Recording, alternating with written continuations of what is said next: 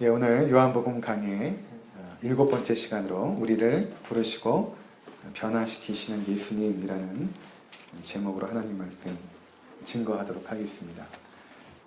우리가 이제 지난 시간에 살펴보았던 내용은 세례 요한의 두 번째 증언이었죠. 그래서 사도 요한이 이 세례 요한의 그 증언을 3일 동안에 있었던 일로 구성하여서 우리 가운데 소개하고 있습니다. 그 첫 번째 증언이 바로 이런 것이었죠. 메시아가 이미 오셨습니다 라는 것이죠. 나는 그리스도도 아니고 메시아도 아니고 이미 그분께서 오셨고 나는 그분을 증거하는 광야의 소위와 같은 그런 존재입니다 라는 것이 첫 번째 증언이었습니다. 그리고 둘째 날에는 첫 번째 날에는 이제 산헤드린에서 이제 파송된 그 지도자들에게 그 이야기를 하였고, 두 번째 날은 요단강 건너편에 베데스다가 아니고 요단강 건너편에 베세다라는 곳에서 이제 많은 사람들이 운집해 있었습니다. 그들에게 세례 요한이 증언을 하는 것은 무엇인가 하면 예수님께서 이제 오시지 않습니까? 그쪽으로. 바로 이분이 세상 죄를 지고 가는 하나님의 어린 양이다. 우리가 지난 시간에 살펴보았습니다. 그래서 세상 죄를 지고 가는 하나님의 어린 양이라는 의미가 무엇인가? 우리가 오늘 찬양했지만 그 어린 양의 의미가 무엇인가? 그것은 바로 구약 성경에서부터 우리 가운데 참 잊혀지지 않는 그 그림 언어로 보여주셨던 그 어린 양. 그렇죠? 창세기 22장에 여호와 이레의 사건, 아브라함이 아들 이삭을 번제로 드렸던 그 사건, 그리고 그 자리에 어린 양을 드렸던 그 사건, 그것을 통해서 하나님은 바로 우리의 구원자가 바로 이러한 어린 양의 제사를 통해서 바로 우리의 구원을 이룰 것이다 라는 것을 보여주신 것입니다. 그리고 또 하나는 6월절의 어린 양이죠. 이스라엘 백성들이 출애굽할 때에 어린 양을 잡아서 고기는 구워 먹고 그 피는 문설주와 임방에 바르죠. 그것을 통해서 하나님의 재앙을 그들이 받지 않고 하나님의 심판을 받지 않고 구원을 얻게 되는 그러한 일이 있었죠. 바로 그러한 그들의 구원의 여정 가운데 자신의 심판을 받지 않게 했던 그 어린 양의 그 보혈, 그것을 또 의미했던 것이고, 또 세 번째는 무엇입니까? 바로 출애굽한 이스라엘 백성들이 하나님의 백성으로 살아갔죠. 하나님께서 그들에게 이제 계명을 주시지 않습니까? 그런데 그 계명을 어기면 하나님의 심판을 받게 되는 것입니다. 그런데 그 계명을 어겼을 때에 다시금 하나님과의 관계가 회복될 수 있도록 그 제사, 화목 제사를 명하시는데, 그 화목 제사 중에 하나가 바로 어린 양을, 흠없는 어린 양을 드리는 것이었습니다. 그래서 다시금 하나님과 화목하게 됐죠. 그리고 마지막으로 네 번째가 바로 이사야가 예언했던 바로 우리 가운데 오실 그 메시아는 도살장으로 끌려가는 어린 양과 같을 것이다 라는 것을 통해서 이미 그 당시에 사람들이 생각했던 그 어린 양에 대한 그 이미지, 세상 죄를 지고 가는 하나님의 어린 양이다 라고 했을 때 그들이 당연히 생각했던 것은 이미 구약에서부터 우리의 모든 죄를 사하시고 우리를 심판받지 않도록 하시고 하나님과 화목하게 하시는 그 구원자, 메시아, 그 어린 양이다 라는 사실을 사람들이 세례 요한의 증거를 통해서 깨닫게 되었던 것입니다. 그리고 나서 오늘 이제 장면들이 이제 이어지게 되는 것입니다. 오늘은 그 세례 요한의 세 번째 날의 증언입니다. 이제 우리가 세례 요한에 대해서 우리가 살펴보았지만 세례 요한은 예수님의 이종 사촌이에요. 예수님보다 6개월 먼저 태어났죠. 그래서 자신의 아버지로부터 자신의 사명이 바로 엘리야와 같은 선지자 역할을 해야 된다는 사실을 세례 요한은 알고 있었습니다. 그리고 자신의 이종 사촌인 그 마리아의 아들, 요셉의 아들 예수가 메시아라는 사실도 세례 요한은 알고 있었을 것입니다. 그런데 자신이 자라면서 이렇게 보니까 예수님의 모습이 전혀 메시아와 같지 않았던 것입니다. 그렇겠죠. 그냥 예수님은 공생애를 시작하기 전까지는 평범한 목수의 아들이었어요. 그냥 평범하게 우리와 동일하게 목수의 아들로서 그냥 생활하셨던 것입니다. 그러니까 세례요한이 과연 정말 예수가 메시아인가 확신하지 못했던 것입니다. 그런데 세례요한은 선지자였기 때문에 하나님의 음성을 이제 듣는 사람이었어요. 근데 하나님께서 어떤 말씀을 하셨냐면 이렇게 말씀을 하신 것입니다. 우리 요한복음 1장 33절부터 34절 한번 보도록 하겠습니다. 1장 33절부터 34절 제가 읽어드리겠습니다. 나도 그를 알지 못하였으나 나를 보내어 물로 세례를 베풀라 하신 그이가 나에게 말씀하시되 성령이 내려서 누구 위에 머무는 것을 보거든 그가 곧 성령으로 세례 베푸는 이인 줄 알라 하셨기에 내가 보고 그가 하나님의 아들이심을 증언하였노라 하니라. 이렇게 말합니다. 여기 보면 나도 그를 알지 못하였다 이렇게 말하고 있죠. 31절에도 여러분 보시면 나도 그를 알지 못하였으나, 그러니까 세례요한이 예수님에 대해서 정확하게 알지 못했던 것입니다. 확신하지 못했던 것이죠. 정말 메시아가 맞을까? 확신하지 못했던 것 같아요. 그런데 세례요한에게 세례를 받을 때에 성령이 그 위에 임하십니다. 그리고 하늘로부터 하나님의 음성이 들리죠. 이는 내 사랑하는 아들이요 내 기뻐하는 자라. 그때 이제 세례요한이 이분이 정말 메시아구나, 정말 그리스도이구나 라는 사실을 완전하게 이제 깨닫게 된 것입니다. 근데 그 자리에는 수많은 사람들이 있었음에도 불구하고 세례요한만 그것을 봅니다.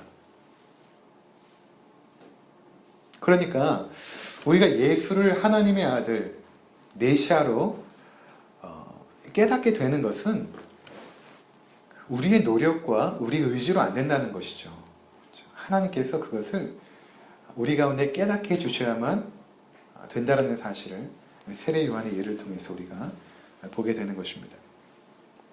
그래서 세례요한은 이분이 정말 하나님의 아들이다라는 것을 이제는 확신합니다. 그리고 온 생애를 예수가 그리스도라는 사실을 증언하는데 한평생을 헌신을 합니다. 그리고 오늘 드디어 세 번째 날이 되었습니다. 세 번째 날에는 이 세례요한이 예수님에 대해서 또다시 증언하면서 함께 있었던 제자들을 예수님의 제자로 이렇게 보내는, 그리고 예수님의 첫 번째 제자가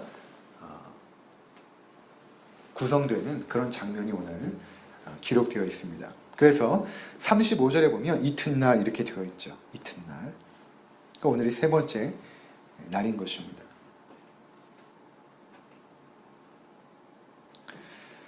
자, 이튿날 세례요한이 이렇게 증언합니다. 35절에 보면 자기 제자 중 두 사람과 함께 섰다가 예수의 건의심을 보고 말하되 보라 하나님의 어린 양이로다. 하나님의 어린 양이로다. 두 번째 날 증언했던 것처럼 세상죄를 지고 가는 이라는 말은 하지 않죠. 이미 이 두 제자는 그것에 대해서 세례 요한으로부터 이미 충분히 들었기 때문에 저분이 하나님의 어린 양이다 라고만 소개를 합니다. 그랬더니 37절에 두 제자가 그의 말을 듣고 예수를 따라갔다. 이렇게 지금 말하고 있는 것입니다. 이 두 사람이 누굴까? 그쵸? 35절에 이 두 사람이 누굴까? 궁금하죠? 이 두 사람이 어디에 소개되냐면, 쭉 보시면 40절에 보면 요한의 말을 듣고 예수를 따르는 두 사람 중에 하나는 시몬 베드로의 형제 안드레라. 이렇게 말하고 있습니다. 그러니까 첫 번째 예수님을 따라갔던 그 제자는 베드로의 형제 안드레였던 것입니다. 그런데 또 한 사람의 이름이 기록되어 있지 않죠. 그렇죠? 이 사람이 누굴까요? 이게 참 요한복음의 그 묘미 중에 하나입니다. 이 요한복음은 끝까지 이 사람의 이름을 등장시키잖아요. 나중에 예수님이 이제 그 최후의 만찬 석상에서 제자들의 발을 씻기시고 너희 중에 한 사람이 나를 팔리라 이렇게 말씀하시거든요. 굉장히 분위기가 좀 심각한 분위기였어요. 근데 그때 이제 베드로가 궁금하잖아요. 너희 중에 한 사람이 나를 판다고 하는데 그 사람이 누굴까 궁금해서 예수님께 물어보고 싶었는데 이 세족식 때 예수님과의 짧은 그 충돌이 있었어요. 그 베드로가 예수님 베드로의 발을 씻기려고 하니까 베드로가 안 됩니다 이렇게 얘기하거든요. 예수님께서 내가 너의 발을 씻기지 않으면 너와 나는 아무런 상관이 없다 이렇게 말하니까 베드로와 이제 예수님 사이에 뭔가 약간의 미묘한 그런 대립이 있었습니다. 그래서 베드로가 궁금해가지고 물어보고 싶었는데 못 물어봐요. 그리고 어떻게 하냐면 예수님 옆에 예수님을 의지하여 이렇게 누워 있었던 사람이 있었어요.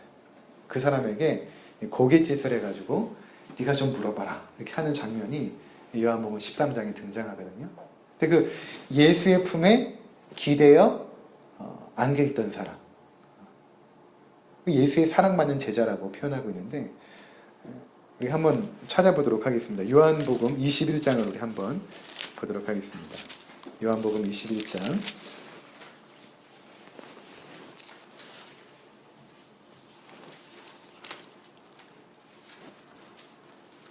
요한복음 21장 20절 한번 보겠습니다.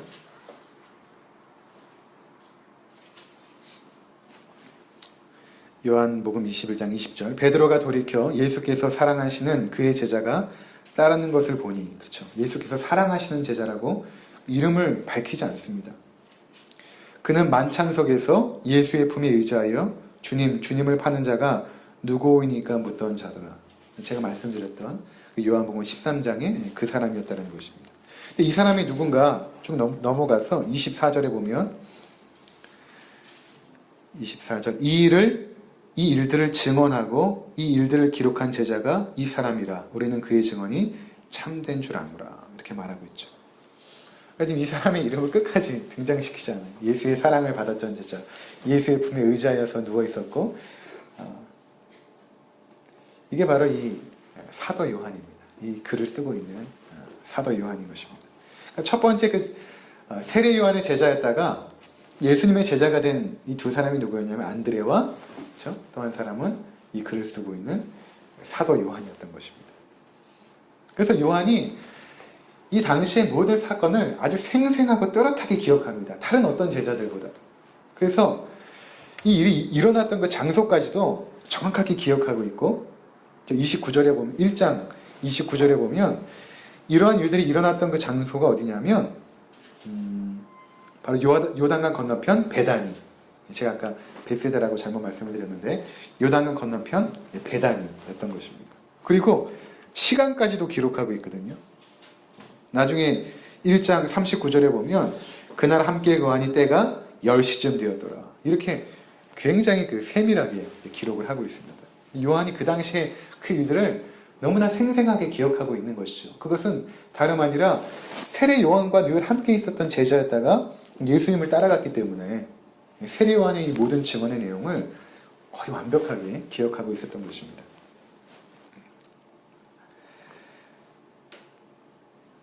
자, 그런데 이 두 제자가 예수님을 따라가게 될 때에 37절에 보면 두 제자가 그의 말을 듣고 따라갔다 이렇게 말하죠. 또 36절에도 마찬가지로 세례 요한의 말을 듣고 따라갑니다. 그러니까 하나님의 어린 양이라는 세례 요한의 그 증언을 듣고 예수님을 따라갔다는 것입니다.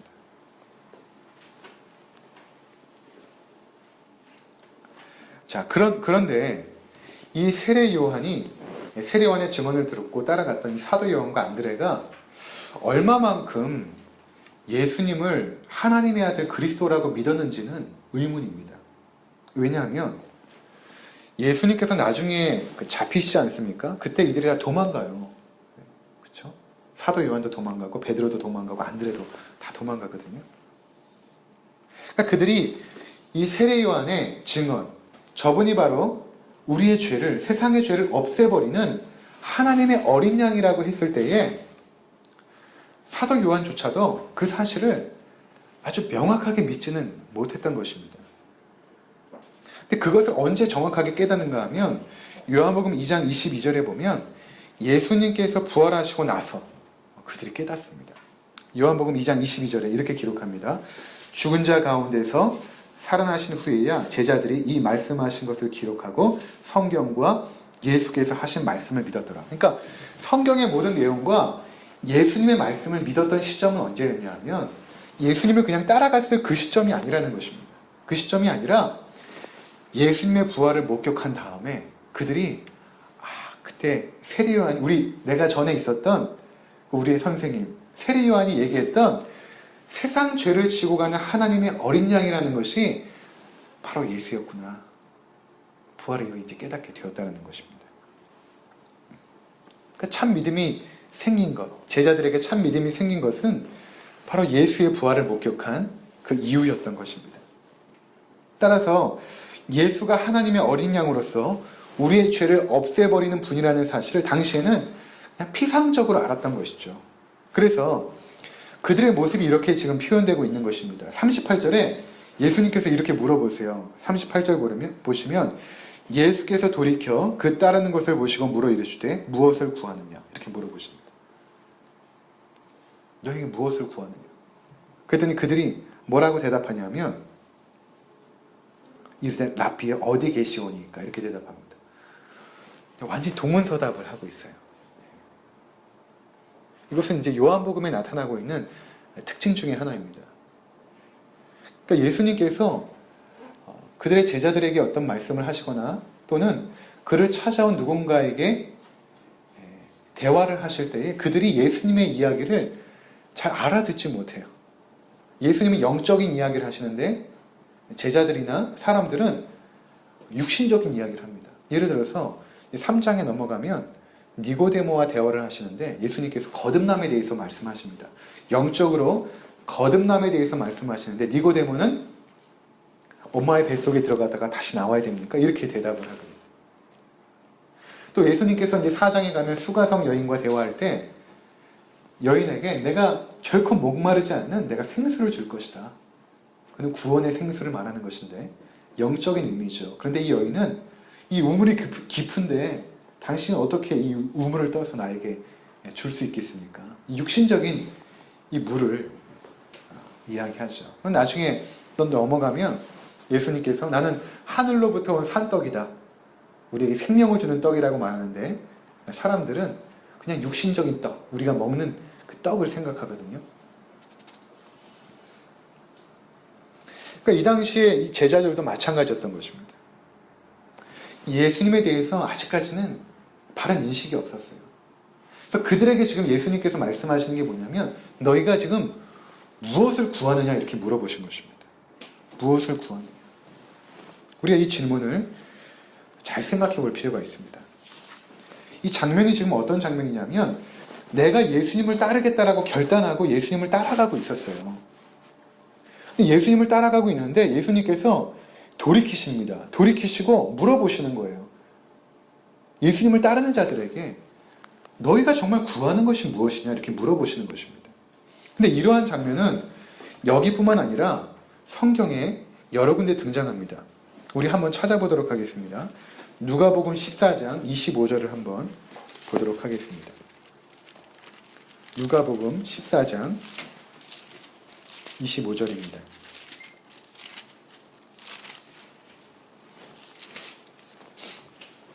누가복음 14장 25절부터 우리 함께 보겠습니다.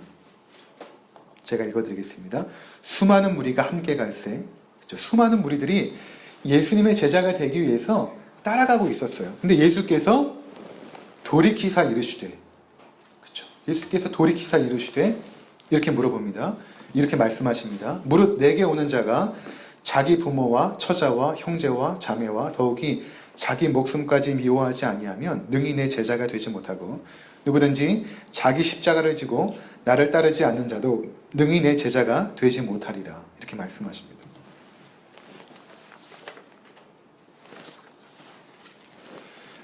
자, 예수님의 제자가 되기 위해서 따르는 자들을 향해서 하시는 말씀이에요.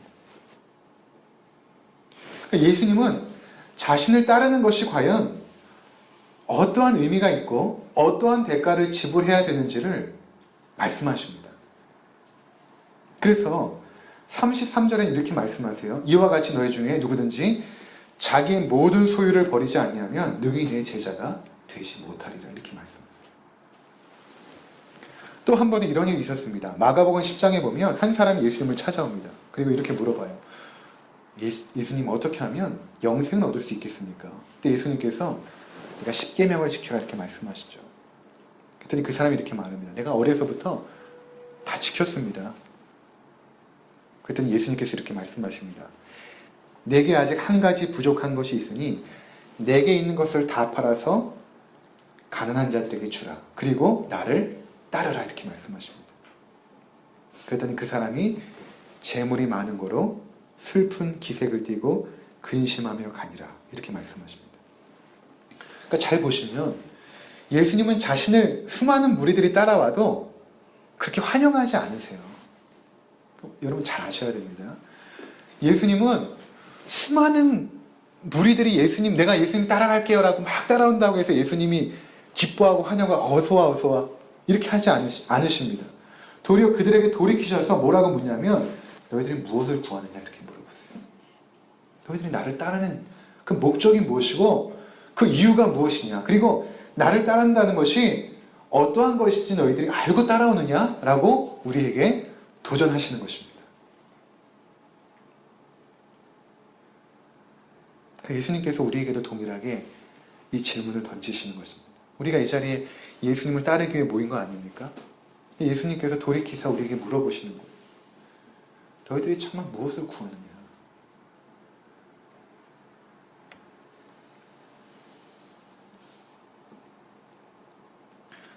여러분, 한국교회가 수많은 성도들이 있다라고 자랑하죠. 세계적으로 자랑합니다. 그렇죠? 여의도 순복음교회 같은 경우에는 한국교회 자랑 아닙니까? 예배가 끝나면 수만 명의 사람들이 예배당 문을 열고 다 갑니다. 예수님께서 그렇게 기뻐하지 않으세요. 그렇게 많은 사람들이 모였다고 기뻐하지 않으세요. 오히려 예수님은 물어보십니다. 너희들이 무엇을 구하느냐? 너희들이 무엇을 구하기 위해서 지금 이 자리에 나와 있느냐? 물어보십니다. 저도 이 말씀을 준비하면서 이 질문을 저에게 던져보았습니다. 내가 지금 목사로서 내가 지금 무엇을 구하고 있는가 생각을 해봤어요. 내가 지금 무엇을 구하고 있는가? 내가 지금 제일 많이 하고 있는 고민과 내가 지금 제일 많이 하고 있는 생각들, 이것이 무엇인가 생각을 해봤습니다. 생각해봤더니 정말로 예수님만을 따르는 것은 아닌 것 같아요. 지금 나의 모습이 정말 그 예수님 한 분만을 내 삶의 목표로 두고 그분을 닮아가기 위해서 따라가는 것이 내 삶의 가장 중요한 목적이 아니었어요. 다른 여러 가지 것에 나의 생각들이 분산되어 있는 것을 발견하였습니다. 우리가 오늘 이 질문 앞에 서 있는 것입니다. 무엇을 구하고 있느냐 너희가? 예수님 나를 따라간다고 이 자리에 나와 있는데 너희가 진짜 무엇을 구하고 있느냐?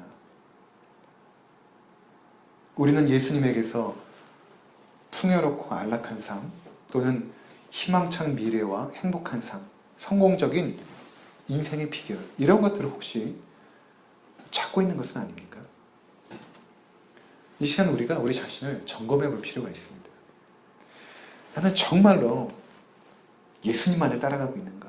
예수님만을 따라가고 있는 자들에게 예수님께서 하시는 말씀이 그거예요. 너희가 때로는 나를 위해서 다 포기할 수 있느냐? 이렇게 도전하시는 것입니다. 너희가 다 포기할 수 있느냐? 너희 가족도?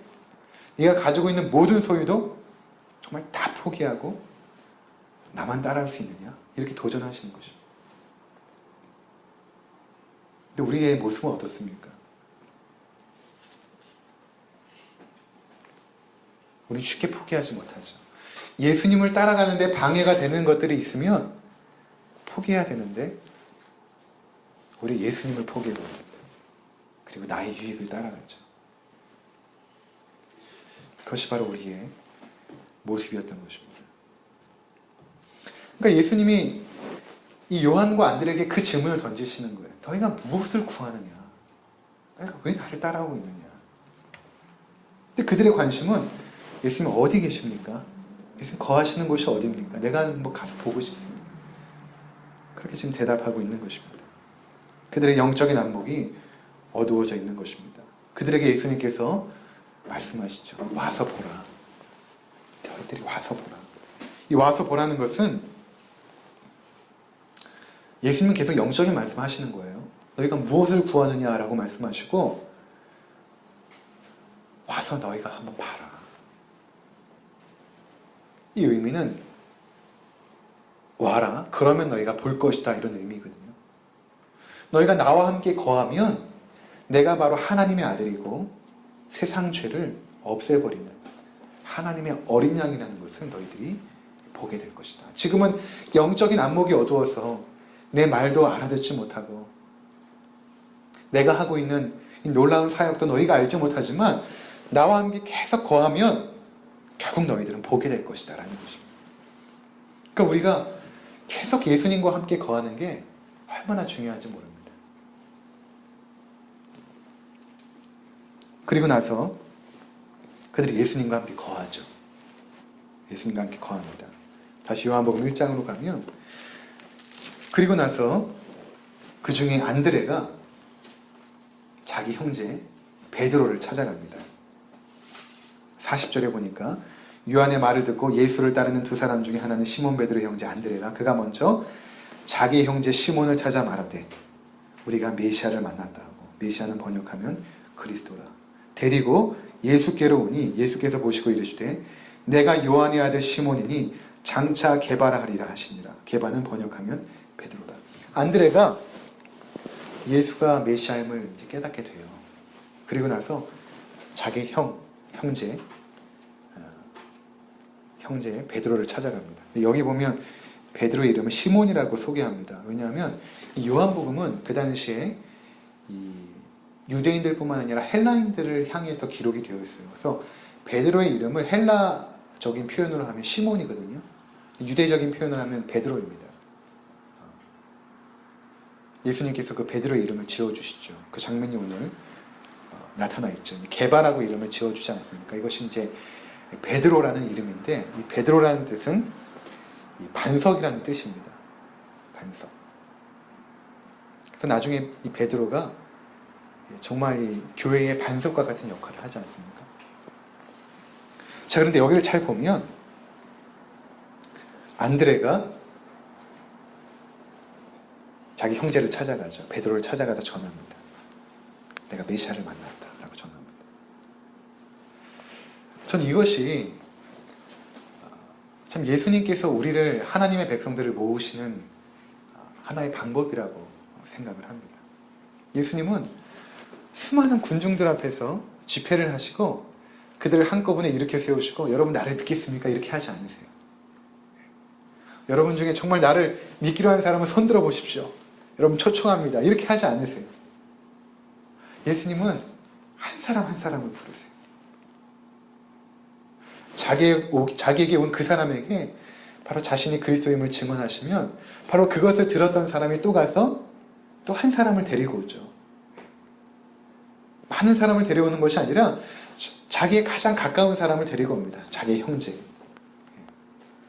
안드레가 그랬죠. 그를 데리고 오는 것입니다. 이것이 전도인 것입니다. 그러니까 전도라는 것은 예수님을 소개하는 거예요.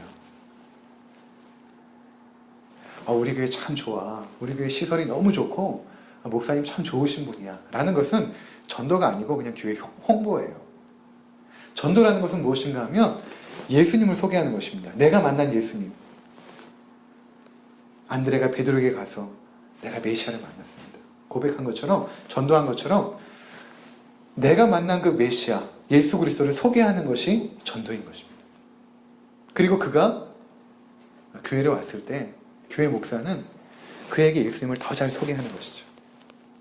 그러니까 정말 전도라는 것이 이렇게 돼야 되는 것 같아요. 내가 만난 예수님을 소개하고 만약에 교회를 정말 자랑하려면 우리 교회는 정말 예수님을 잘 가르쳐주는 교회야.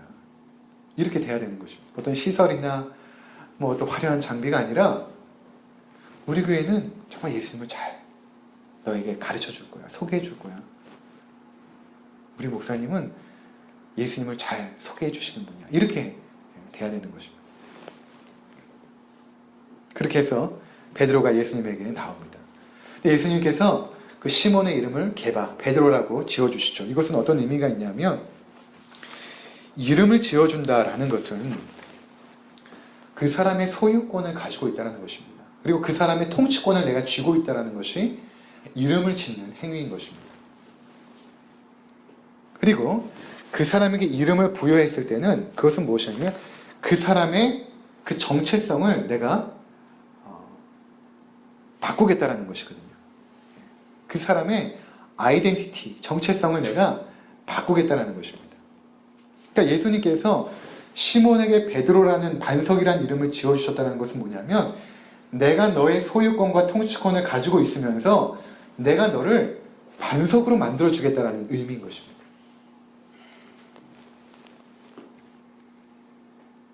근데 베드로는 절대 반석이 아니었어요. 그렇죠? 예수님을 3번씩이나 부인했다. 근데 그가 마침내는 반석이 되죠. 교회의 반석 같은 존재가 됩니다. 베드로가.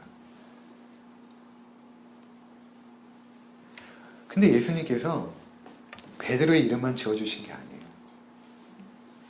여러분, 우리에게도 예수님은 이름을 지어주십니다. 우리의 소유권을 가지고 또 우리의 이름을 불러주세요. 근데 우리는 아직 모르죠. 어떤 이름인지. 이사야 62장 2절, 중요한 말씀이니까 우리가 좀 오늘은 찾아보도록 하겠습니다. 두 구절을 한번 보겠는데, 이사야 62장 2절입니다. 구약성경 1043쪽, 구약성경 1043쪽, 이사야 62장 2절.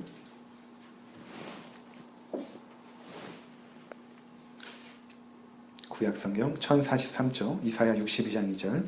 제가 읽겠습니다. 이방 나라들이 내 공의를, 뭇 왕이 다 내 영광을 볼 것이요, 너는 여호와 입으로 정하실 새 이름으로 일컬음이 될 것이며, 이렇게 말하고 있죠. 우리가 여호와의 영광을 보죠. 예수 그리스도를 통해서 여호와의 영광을 이제 보는 것이죠.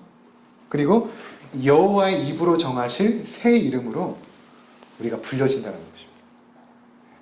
지금은 제 이름이 심지영이지만 이미 하나님께서 제 이름을 갖고 계세요. 굉장히 궁금해, 어떤 이름인지. 근데 그 이름으로 우리를 불러주시겠다라는 것입니다. 그건 뭐예요? 나를 그 사람으로 만드시겠다는 거예요. 베드로를 반석으로 만드신 그 예수께서 우리를 그 자리까지 끌고 가시겠다는 것입니다. 내가 너의 소유권을 주고 통치권을 주고 내가 그 자리까지 갈 것이다. 요한계시록 2장 17절 함께 보겠습니다. 요한계시록 2장 17절. 성경 맨 마지막입니다. 요한계시록 2장 17절.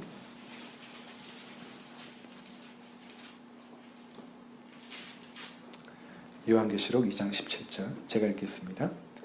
귀 있는 자는 성령이 교회들에게 하시는 말씀을 들을지어다. 이기는 그에게는 내가 감추었던 만나를 주고, 이긴다는 것은 바로 이 땅에서 악한 사단의 근본의 유혹으로부터 우리가 이겨서 마침내 승리하는 자들, 하나님의 백성을 말하는 것입니다.